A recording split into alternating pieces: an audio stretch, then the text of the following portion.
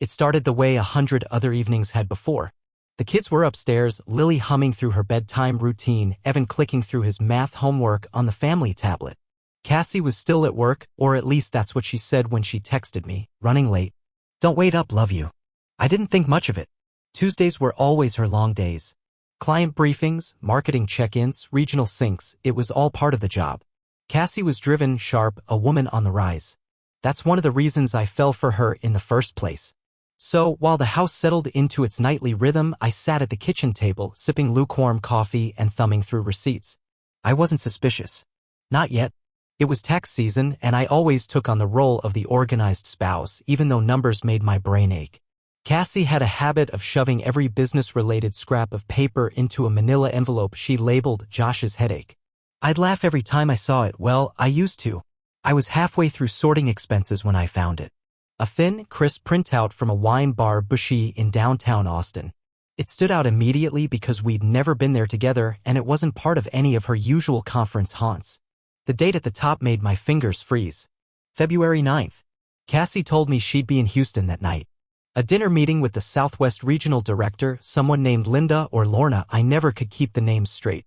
I even remembered helping her pack the night before. She asked me if her navy dress was too formal for the dinner, then settled on a Berg asterisk and Y sheath she'd bought during our anniversary trip last summer.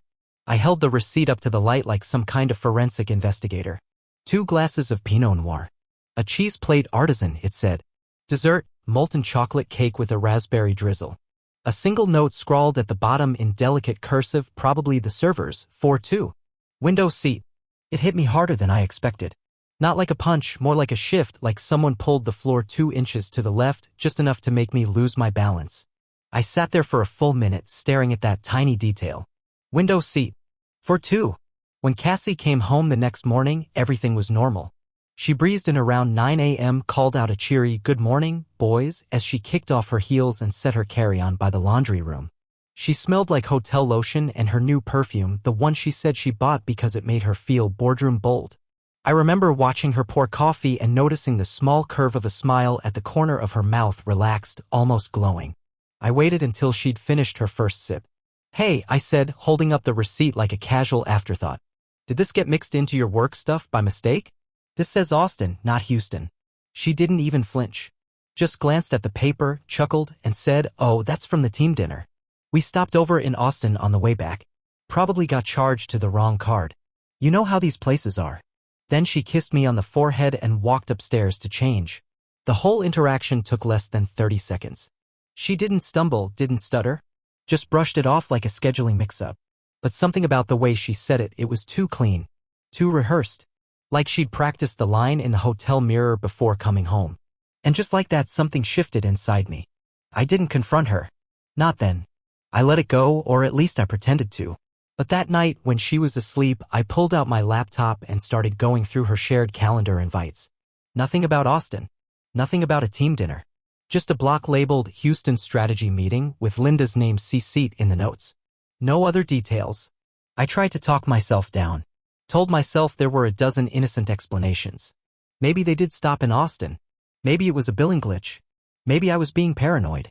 But that whisper wouldn't go away. Not because of what I found, but because of how smoothly she'd lied.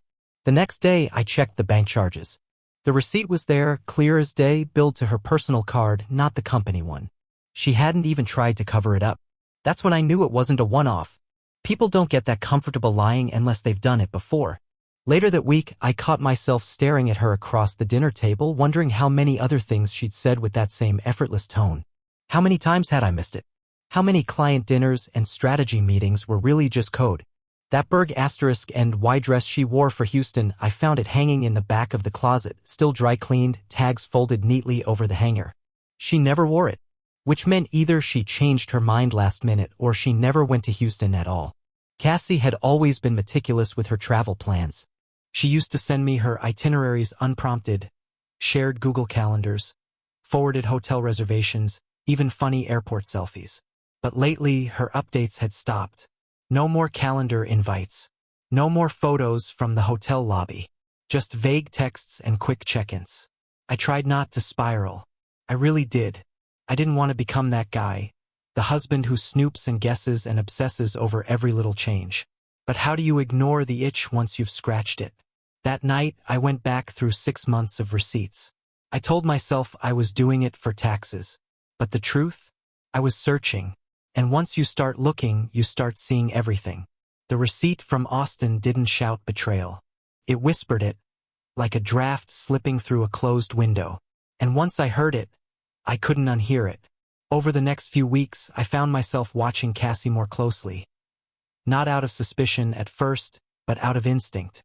Something had changed, and not just in the way she told stories about work or skipped little routines. It was deeper than that. She started coming home later, always with a reason. Client call ran long. Stuck in traffic. Had to prep for tomorrow. The explanations were mundane enough to believe, but they piled up. Tuesday, Wednesday, sometimes even Friday nights. And it wasn't just the late hours, it was the way she moved through the door when she got home. She used to crash through it like she missed the house. Now she drifted in like she'd forgotten she lived there. One night, I caught her on the back porch, sitting in the dark, her face lit only by her phone screen. I stepped outside quietly, just enough to see that she wasn't scrolling. She was typing, quickly, smiling even. The screen dimmed the second she saw me. "Oh," she said, tucking it under her leg. "Didn't hear you come out. Everything okay?" She nodded too fast. "Yeah, just decompressing." Then she changed the subject, to the new coffee place opening near her office, to Lily's spelling test, to anything but what I had walked in on. I didn't press. I just sat beside her and stared at the stars, wondering how many messages it took to slip out of love. After that, the small alarms started going off everywhere. Her wardrobe shifted. She'd always dressed well, sharp, classic, polished. But now there was something bolder about it. Tighter dresses, higher heels, a new perfume with a musky, expensive scent that lingered long after she left a room. She said it was a sample from a client. I didn't argue. I just memorized the smell. Then there were the email accounts. Cassie had always used one work inbox, nothing complicated. But then I noticed her switching screens faster than usual, minimizing tabs when I walked by. Once, when I glanced at her laptop during a layover, she snapped it shut and smiled too brightly. "Just boring work stuff," she said.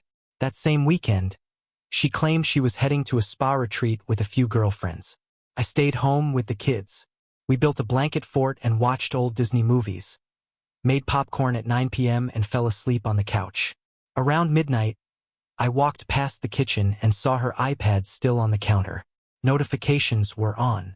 Her GPS had pinged from a downtown hotel, not the spa resort 2 towns over.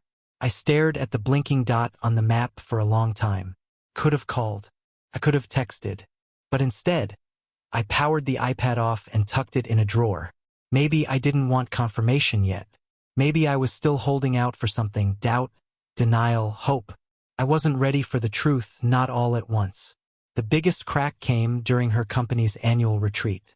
Normally, spouses weren't invited, but this year it was in town, and Cassie asked if I could swing by for the final cocktail hour. Just to show face, meet a few coworkers. I said yes. I wish I hadn't. I arrived early, dressed in a navy blazer Cassie had once said made me look so adjacent. The ballroom was buzzing with laughter and clinking glasses. I spotted her near the back, her hand wrapped around a champagne flute, head tilted toward a tall man I'd never seen before. He was laughing. So was she. They were close, too close. I didn't mean to eavesdrop. I was about to call her name when I heard her say, with a soft, amused smile, "You're way more charming than my husband." I froze. The man chuckled and leaned closer. "That bar can't be too high." She laughed again. A real one. She never saw me leave. That night I didn't confront her. I pretended I got stuck in traffic and missed the event. She nodded absently when I told her. I doubt she remembered I was supposed to come at all. By then, the puzzle pieces had started to connect. The weekend trips, the hushed calls, the unexplained receipts, the quick-closed laptop windows. I started noticing names that showed up often in her calendar. G. Peters. G. Strategy Review. Always G. One morning while she was in the shower, I opened her Outlook calendar on our shared desktop. There was an old invite from a month back, design sync with Garrett, hotel lobby coffee, 4 p.m. No location listed, but I recognized the name from her stories. Garrett, the brilliant creative she mentioned over dinner one night, her eyes sparkling. The one who really got what branding was about. The one who, apparently, now got her too. The part that gutted me wasn't the affair itself. It was the slow, deliberate erosion of the person I thought I knew. The way she could kiss our daughter goodnight and then text someone else in the same breath. The way she'd laugh at my dad jokes and then tell another man he was more fun. The way she stopped saying, "I miss you" on business trips and started saying, "Don't wait up." Once, we'd been a team. We'd shared passwords, playlists, late-night inside jokes. Now I was living beside a stranger who looked like my wife but didn't speak like her anymore. Didn't touch me the same. Didn't notice when I stayed up past midnight staring at our wedding photos. Eventually, I found the photo. It was unlogged, hidden in a random album in our family cloud, probably synced by accident from her phone. It was blurry, taken in the mirror of a hotel lobby. Cassie was standing behind a man, smiling. He was holding his phone, trying to capture the chandelier above. They weren't touching, but her reflection in the mirror leaned slightly toward him, like gravity itself had chosen sides. That was the moment I stopped searching for clues. I had enough. Too much, maybe? I didn't rage. I didn't cry. I just sat there, the image flickering on my screen, and said to myself, out loud for the first time, "She's cheating on me." It didn't sound real, but it was. The next day, she mentioned a trip to Phoenix. Last-minute branding summit. All-women leadership weekend. I nodded, smiled, helped her pack the protein bars she liked. She kissed me on the cheek and told me not to forget Evan's dentist appointment. Then she walked out the door. And I started planning a trip of my own. She left on a Thursday morning, her suitcase rolling behind her like a shadow she didn't have to carry. I stood in the doorway, my hand resting on the frame, smiling in a way that felt unfamiliar on my face. "Text me when you land," I said, and she nodded, adjusting the strap on her shoulder.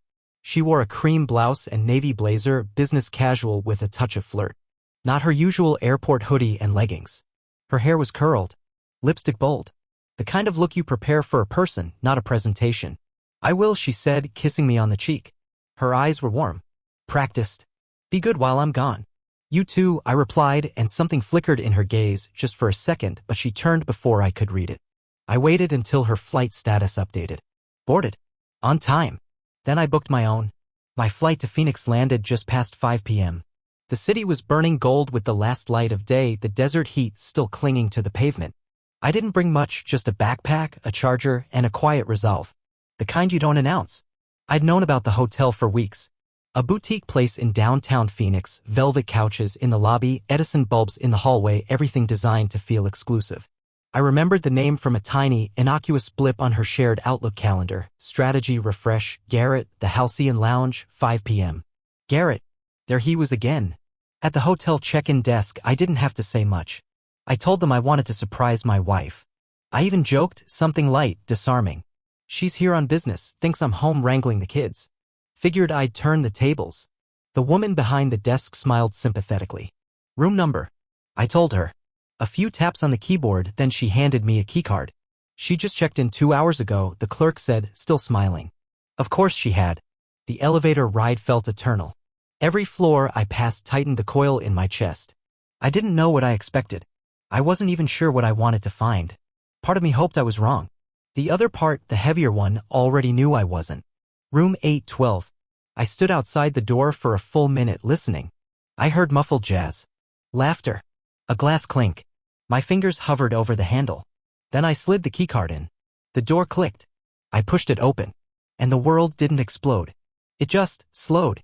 Cassie sat on the edge of the bed in a silk robe, legs crossed, her hair still damp from the shower. She was laughing at something the man beside her had said. He was shirtless, barefoot, casual in the way only someone deeply comfortable in his own trespass can be. They hadn't noticed me yet. Not immediately. The music covered the sound of the door. But then the man turned to grab something from the nightstand and saw me. He froze. Cassie followed his gaze. Her smile died. "Josh?" Her voice cracked on the word. I didn't say anything. Not a syllable. I just looked at her, the woman I'd shared a life with, kids with, 1,000 Sunday mornings with. She looked like Cassie, but not the one I knew. This version was polished, slick, hollow, and caught.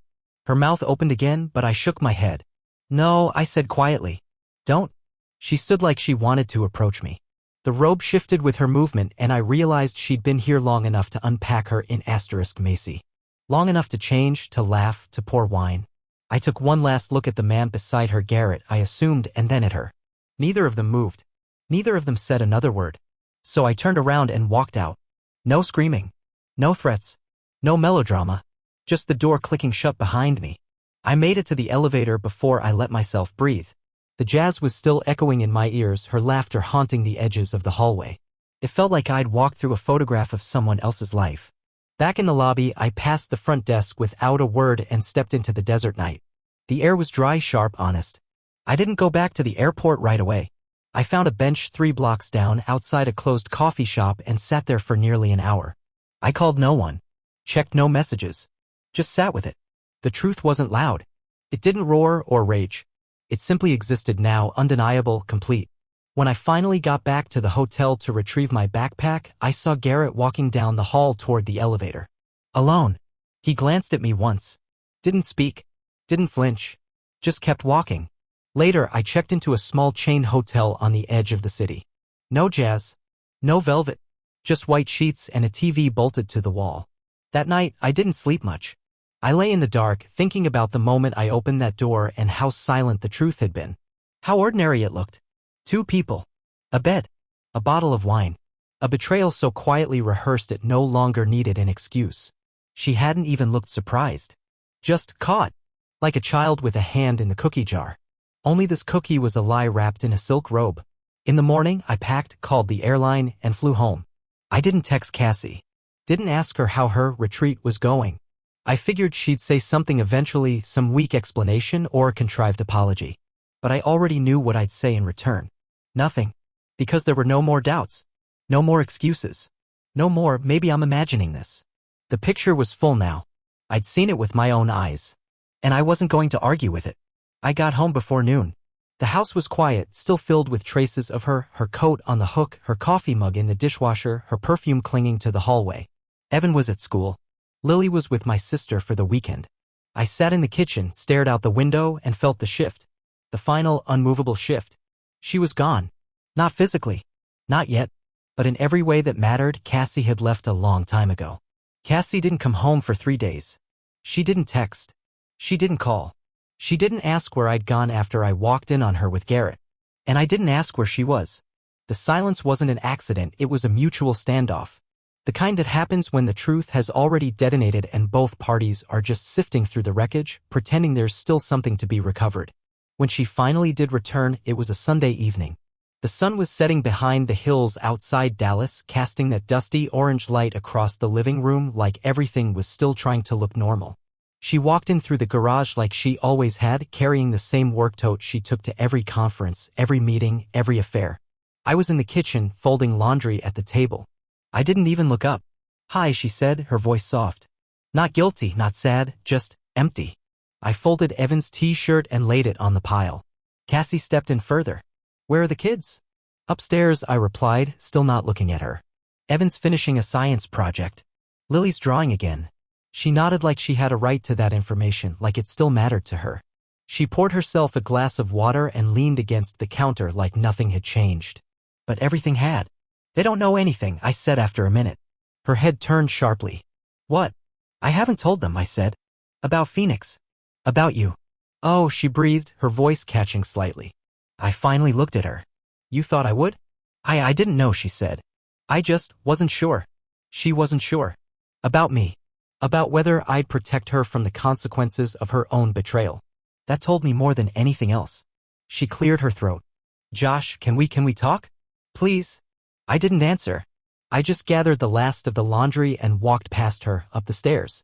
Her eyes followed me, but her feet didn't move. That night, she slept in the guest room. Not because I asked her to. Not even because of what had happened. But because there was nowhere else for her to go. And maybe on some level, she understood that. The house, once so full of noise, Lily's humming, Evan's questions, Cassie's laughter echoing from room to room, became still. Not peaceful. Just muted. Cassie drifted through it like a visitor. She made breakfast the next morning, then realized halfway through that she didn't remember which cereal Lily liked now. She asked me if Evan still needed a poster board for his science project. I told her I'd already bought it. She didn't argue. Evan noticed first. Of course he did. He's 10 but sharp in a way that goes beyond his years. He didn't ask where she'd been. He didn't hug her when she came home. He just gave her a long, unreadable look from the staircase and disappeared back into his room. Lily was different. She wrapped herself around Cassie like nothing had happened, chattering about her drawing, showing off a picture she'd made of the whole family, triangle bodies and big circle heads. Cassie was wearing a red dress in the picture. She asked why. Because you wore it when you looked happy, Lily said. Cassie's smile cracked. I kept my distance. Not because I was angry, I was, but not in the way people expect. Not the kind of anger that wants revenge or explanation. Mine was quieter, heavier. The kind that sits in your chest like a weight you carry until you can't anymore. She tried, at first, to act like nothing had changed. She made coffee. She commented on the news. She asked if we still had plans to visit my brother in 2 weeks. I didn't answer. I couldn't. I started sleeping on the couch, claiming back pain. But really, I couldn't stand the thought of sharing a bed with her. Not anymore. The mattress smelled like her. Her lotion, her perfume, her secrets. I couldn't close my eyes without seeing that hotel room. Without hearing her laugh with another man. So I stayed downstairs. At night, I'd lie there with the TV off, the house dark, listening to the refrigerator hum and the occasional creak from upstairs. I'd wonder if she was awake too. If she was lying in that guest bed, staring at the ceiling, replaying the moment she saw me in the doorway. But she never said a word. Not then. Not the first night, not the second, not the third. She went back to work like nothing had happened. Came home around 6. Set her keys in the dish by the door. Kicked off her shoes. Sometimes she'd stand near the couch, holding a coffee mug like it was a peace offering, then change her mind and walk away. Evan stopped speaking to her entirely. Not out of defiance, but out of choice. His silence was deliberate. She'd ask how school was and he'd shrug. She'd say goodnight and he'd close his door without a sound. Lily, meanwhile, kept Cassie alive in every crayon drawing. Every picture had a happy mom. A full family. She didn't see the gaps yet. Just filled them in with color. One morning I found Cassie sitting on the floor in the laundry room. The dryer door was open, warm towels spilling out around her. She was holding one of Evan's hoodies and crying. Silently. Not sobbing. Just leaking like the grief didn't know where else to go. She didn't see me watching from the hallway. I didn't walk in. Didn't offer comfort. I just let her sit there. It wasn't that I didn't feel anything. It was that I felt too much. At night, I'd replay our whole marriage in my head. The early days in that cramped first apartment. Our wedding, that chaotic honeymoon to New Orleans. Her laugh when the taxi broke down. The way she used to curl into me when she was tired. Where did it go? What made her turn from all of that to this? I wanted to ask. I wanted to demand the full story, to peel back every layer of her betrayal. But I also knew that no version of it would make sense. No combination of excuses would make it okay. So I waited. For the moment she would break the silence. But until then, I let the house stay quiet. Better than pretending. Better than hearing another lie. She chose a Wednesday. I don't know why. Maybe it felt like less of a trap than a Monday. Maybe she thought I'd be too tired midweek to put up a wall. Or maybe, deep down, she knew I'd been waiting. The kids were at school. I was working from home, laptop open but barely touched. I was still on the couch. Not sleeping there anymore, just sort of living around the corners of our house. I heard her come down the stairs around 10. Barefoot. Soft footsteps like she didn't want to be noticed but did. She stood in the doorway for a long moment, hands in the sleeves of a sweater I hadn't seen before. Probably new. Probably bought during one of her hotel weekends. Josh, she said, and my name sounded unfamiliar coming from her mouth. Can we talk? I didn't answer, not right away. Just closed the lid of my laptop and gestured to the dining table. I wanted a surface between us. Something flat and solid. Something that could catch the pieces if things broke. She sat across from me and took a deep breath like it might be her last. I watched her closely. She looked tired but not devastated. Nervous but not ashamed. She wasn't here to beg. She was here to explain. To try, in whatever way she could, to clean up what couldn't be cleaned. I'm not going to waste your time, she began. I know you don't owe me this, but I need to say it anyway. I need you to hear it from me. All of it. I nodded once. Let her talk. It started 6 months ago, she said. Maybe 7. I honestly don't know anymore. It was after that conference in Miami, the one where I presented that rebranding strategy. Remember? I remembered. She came home glowing. Energized. I thought it was professional pride. I brought her a bottle of wine that night and said I was proud of her. She kissed me and said she'd never felt so seen. Now I knew why. Garrett was there, she continued. He gave one of the keynote speeches. We'd met once before, briefly, but that night. I don't know. We ended up at the same table for dinner. We talked. It was just conversation at first. Late work chats, marketing theory, travel tips. Then it became drinks. Then she paused. Then it became something else. I looked at her then, really looked.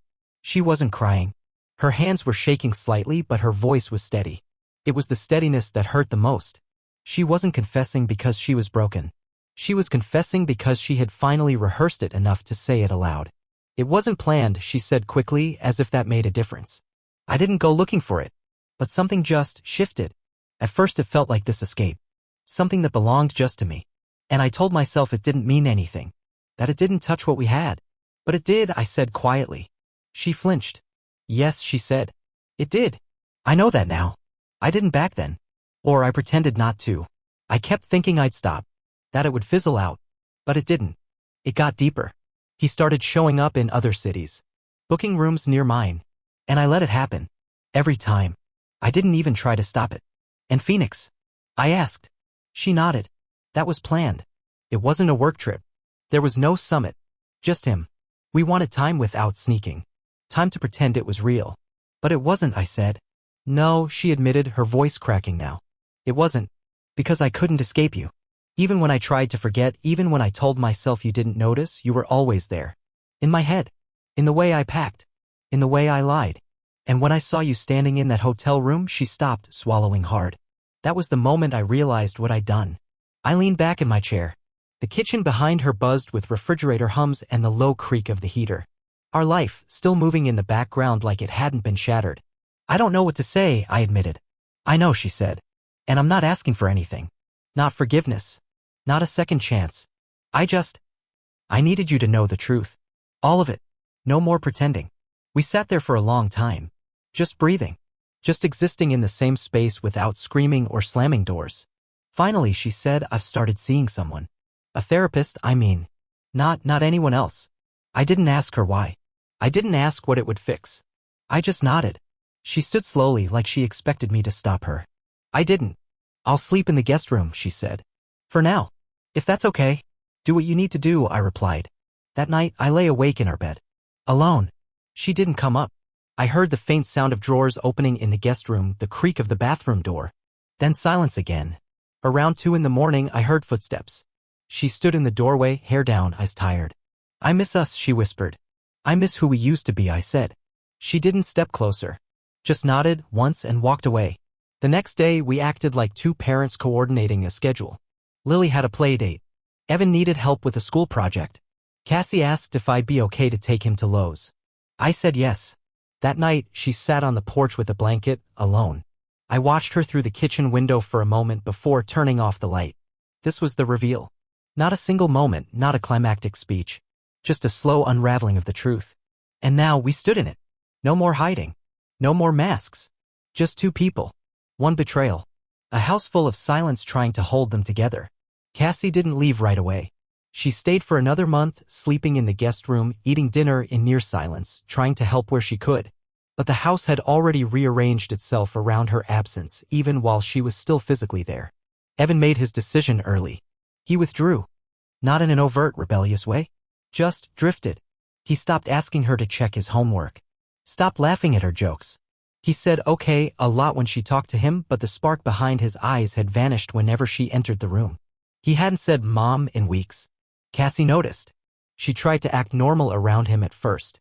Then, when that failed, she tried harder, buying his favorite cereal, offering to take him to the science museum, even sneaking a rare, I miss you, bud, into conversation. It didn't work. His silence was louder than anything she could say. Lily was different. 5 years old, still painting the world with wide strokes of hope. She didn't see her mother as broken. She saw her as familiar, still good, still worthy of inclusion in every crayon drawing. Every family portrait Lily made still had Cassie in it, big triangle dress, red crayon lipstick, always holding someone's hand. Sometimes it was mine. Sometimes Evan's. Sometimes Lily drew all 4 of us on a picnic blanket, smiling like the storm never hit. I didn't tell her to stop. I didn't correct her. I didn't tell her that sometimes families change or that moms can make mistakes so big they echo through dinner tables and tucked-in bedtimes. I let her draw. Cassie moved like a ghost through the house, always there, rarely seen. She still packed Lily's lunch in the morning. Still folded laundry. Still bought groceries. But the small things, the hums while cooking, the random kisses on the cheek, the early Saturday morning giggles with the kids, those were gone. Erased like chalk in the rain. And me? I became a machine. Steady. Quiet. Controlled. I made breakfasts. Did school drop-offs. Helped with book reports. My face stayed neutral, my voice calm, because if I let the grief crack through even once, I wasn't sure it would stop. It wasn't strength. It was survival. We didn't fight about the divorce. I told her I'd filed on a Friday morning while she poured herself coffee. I said it plainly, without venom. The papers are filed, I said. You'll be served next week. My lawyer said it can move fast if we both agree. She stared at the mug in her hands for a long time before nodding. Okay, she said. That was it. No begging. No shouting. No desperate last-ditch attempt to save us. Maybe because she knew there was nothing left to save. We sat together that night, not in the same room but in the same house, knowing it was ending. Lily had a fever and I watched Cassie tend to her with the same gentle grace she always had. I hated how natural she looked holding our daughter, how familiar her love still seemed in those small, maternal moments. The divorce finalized exactly 4 weeks later. No mediation. No courtroom theatrics. She moved into a small apartment in a quiet suburb 15 minutes away. We split everything down the middle except for the house, which she didn't ask for and I didn't offer. Evan didn't say goodbye when she left. He sat on his bed, headphones in, eyes locked on the ceiling. Lily waved from the porch and asked if Mommy was going to sleep at training camp again. I said yes. Cassie cried the whole drive away, or at least that's what I heard. I didn't watch her go. After she left, the silence changed. It wasn't haunted anymore. Just quieter. Lighter. I made dinner every night. I started asking Evan more questions. I read extra bedtime stories to Lily. I didn't check my phone as often. Didn't scroll through her old texts or search for Garrett on LinkedIn. I stopped needing answers. We were 3 now. But we were honest. And maybe that was stronger than before.